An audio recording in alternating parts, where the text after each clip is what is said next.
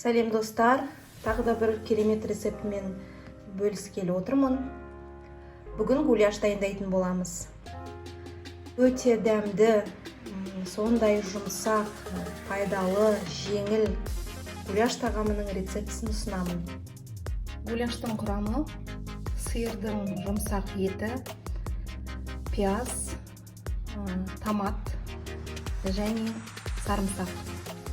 Қазір жақсылап қуыратын боламыз.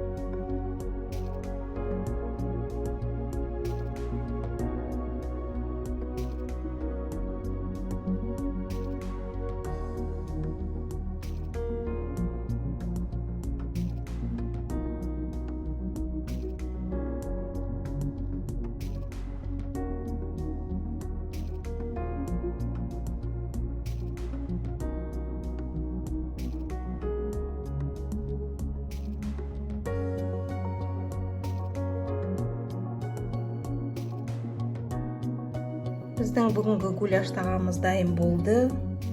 Бетіне көк шөп сеуіп, дастарханға ұсынасыздар.